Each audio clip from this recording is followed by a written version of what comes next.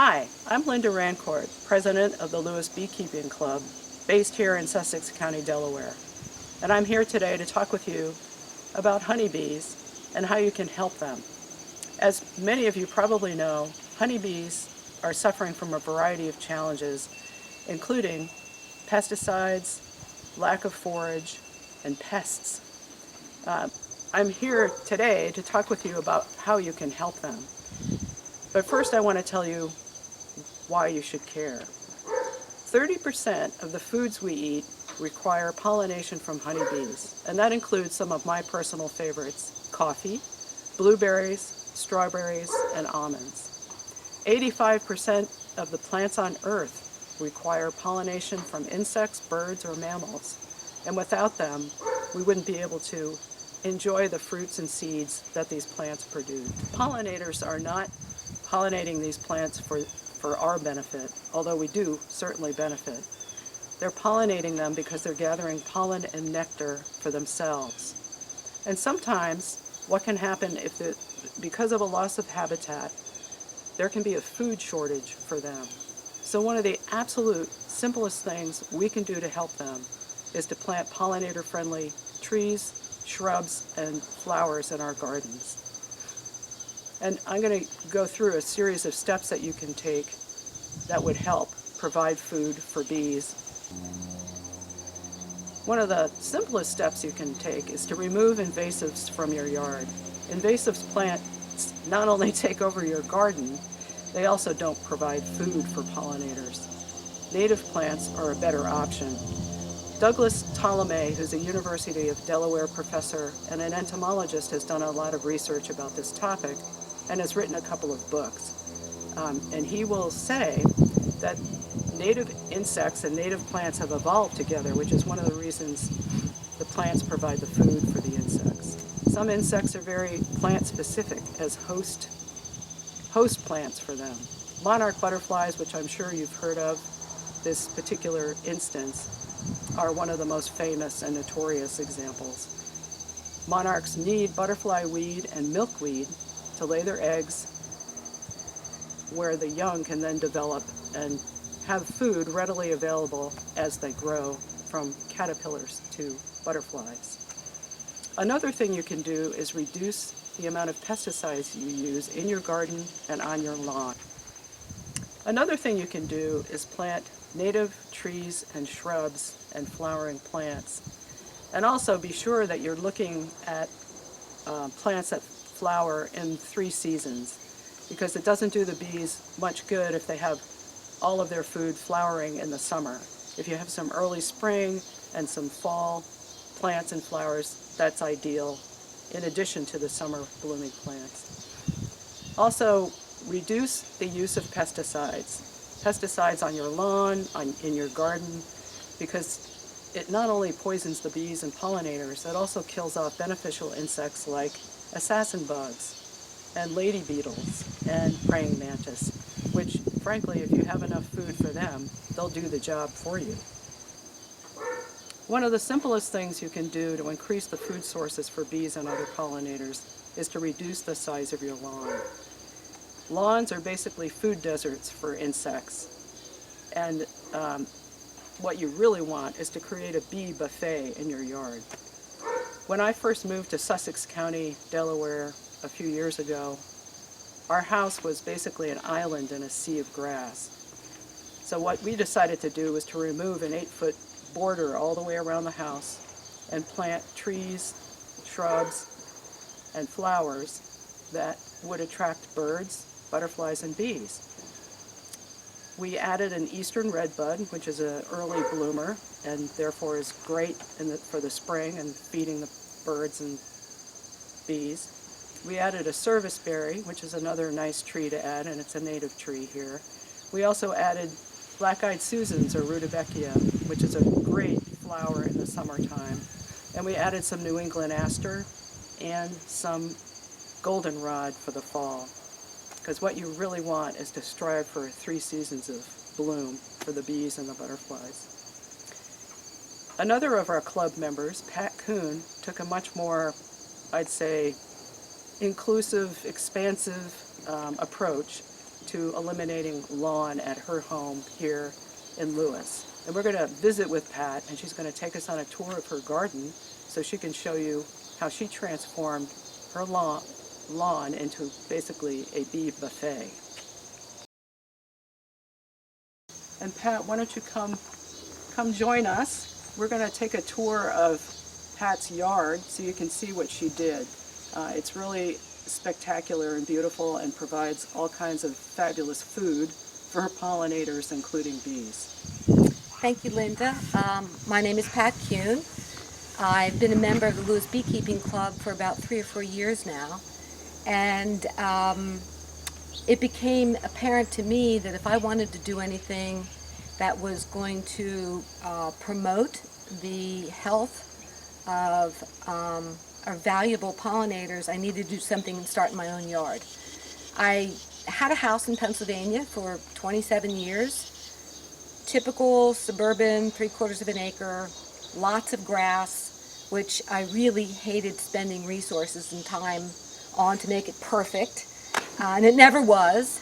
So when I moved down to Delaware, to this little plot of land, much smaller, but I still had that desire to get rid of the lawn as much as possible. And as a member of the Lewes Beekeeping Club, I really got a great education about why it's necessary that as many of us as possible do something to, again, promote the health and the biodiversity of the places where we live. So I'm very happy to show you around the property. It was with the help of a really great guy who's a landscape designer here in Sussex County, and he understood and appreciated what I was trying to do. But you don't have to have a landscape designer to do this. As Linda points out, you can just do it yourself, piece by piece, or put a couple flower pots together and put pollinator-friendly plants in those pots. Just something, I think we're all part of it. Linda mentioned Doug Ptolemy. He has the theory that if we all contribute in one way or another, we can develop our own homegrown national park, which I love that idea. So if you want to take a walk with me, I'm going to show you some of the things that we've done to be as inclusive as possible for pollinators. All right, so this entire area was lawn. And if you look around the neighborhood, you'll see that most of the properties are mostly lawn. And when the house was built, you got the standard landscaping package, which included, a couple, little shrubs, your ubiquitous crepe myrtles.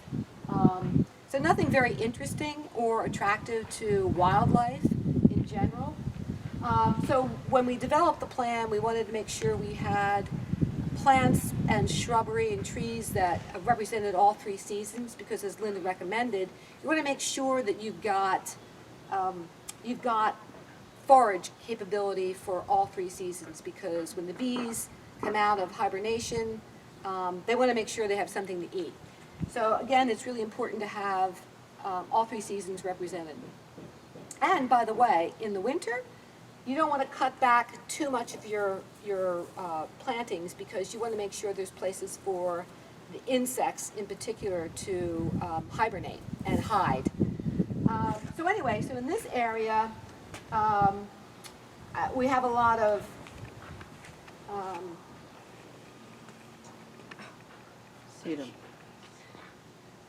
sedum, sorry. A lot of sedum, they'll flower in the spring. Bees love it. I've got helenium, which is also known as sneezeweed, which flowers mostly in the summer. We have false indigo, which flowers, a beautiful blue flower that flowers more in the spring. I've got, this is hibiscus, and it's in its 2nd or 3rd flowering stage now. The bumblebees like this. It has a beautiful red leaf. Of course, we've got ornamental grasses. We've got gaillardia here, which is flowering now, as you can see. It's also flies, some pollinating flies like it, bees, bumblebees, and some small monarda here, which is a dwarf variety. That'll bloom in the spring also, in the summer. this section, they've got a spring flowering plant, which is known as goat's beard, and it gets a tall, plumy white flower. Again, it's early spring, and the bees like it in particular. Wand flower, which is just a nice, attractive plant. Gives a lot of flowing kind of feeling to the garden. This is a beautiful, I think it's called October Skies Aster, and it's just starting its bloom phase now. Bees love it. It's a great pollinator plant. Again, another hibiscus, a different variety. You can see that it's blooming again. As I'm standing here, I can see bees and flies and other insects flying around. The Joe Pye weed, fabulous plant. Everybody should have some. It comes in a lot of different varieties, tall, short. It was covered with butterflies and bees, and it was just moths. They just love it. It's a great plant to add to your pollinator garden. Oh, and swamp milkweed. It's looking a little raggedy now because I've been lucky enough to have had monarch caterpillars eating it, and hopefully they're somewhere creating new baby monarch butterflies. So swamp milkweed is a great host plant for monarch butterflies and caterpillars. I highly recommend it. It gets a really pretty pink flower in summer. And that's it for this section. So in this section, what's attractive? So lemon thyme, which does great down here, by the way, because it likes lots of sun. It likes good drainage. Doesn't care about the soil, and bees love it. Smells great. More sedum. You can see it's flowering now. It'll flower in the spring as well. Over here is a native honeysuckle. I just planted it this year. It was about this big when I got it, and it's doing really well. What else do we have? We have coneflower, which reflowers, reblooms. Plumbago, which is a nice ground cover. Again, it can tolerate a lot of drought. It can tolerate bad soil, and it does beautifully. It's got a great blue flower, and the leaves will turn as it gets cooler to this pretty red. And that's my front yard. Linda, would you like to rejoin me? Sure. Thanks, Pat. That was really great and incredible.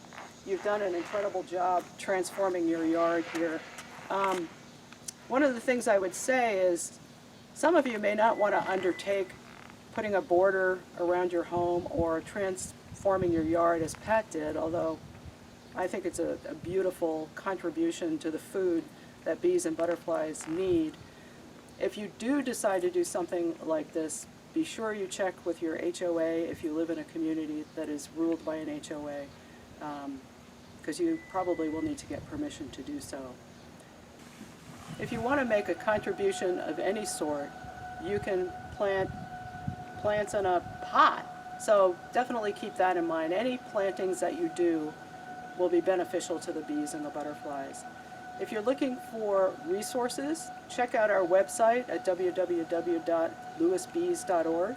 If you go to the Take Action part of our website, we give step-by-step instructions on how to create a pollinator garden. Thank you for joining us today. We hope to see you in the garden.